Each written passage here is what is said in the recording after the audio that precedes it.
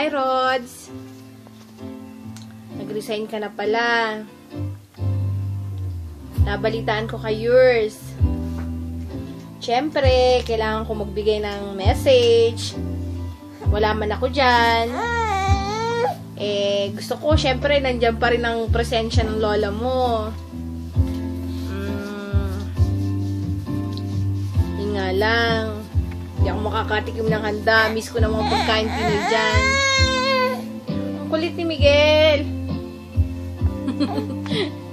Yun, kakalungkot, pero okay na din kasi napag-decidean mo nang mag-resign kasi alam ko gusto mo nang mag-focus sa mga bata.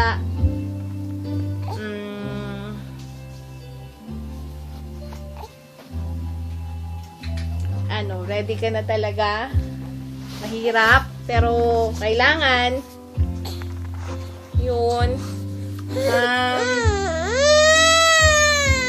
Masasabi ko, syempre, mamimiss mo din yung pool mo. Parang ako, namiss ko ng matagal. Matagal tayong magsama dyan. Albos ako, naka-10 taon, lagi tayong magkasama. Daming mga magagandang memories, katatawanan, katoksikan, just lahat. But, lagi kong naalala yun kasi, syempre, marami tayong pinagsamahan dyan.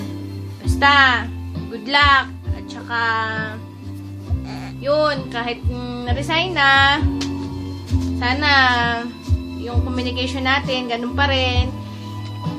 Laging dalaw-dalaw sa pool mo. Tsaka, yun, thank you sa 10 taon na magkakasama tayo. Maraming mga magagandang bagay na sa mga nagawa natin. Istorbo. Yun. At saka, syempre, namimiss ko yung mga pagdidivisorya natin. Kainan, syempre. Yun. Kumusta kay Sir Roland, Sir? Naiwan ka na naman ng isang haligi ng pool mo. Kumusta sa mga kapwa doktor ko dyan? Hi mga doktor na kagaya ko. Hello. Yun, basta Ning, salamat sa'yo. Marami kang naitulong sa akin nung nagsisimula pa ako dyan. The best ka, Ning. Okay. Thank you. Wala ka dyan. Basta pag umuwi ako, kita-kita tayo. Kain ka agad, Sir. Kumusta kay Beng, kay Isa, kay June, kay Monski? Beng, mag-asawa ka na, Beng. Ang kulit no?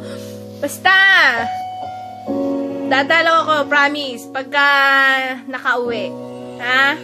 Bye-bye!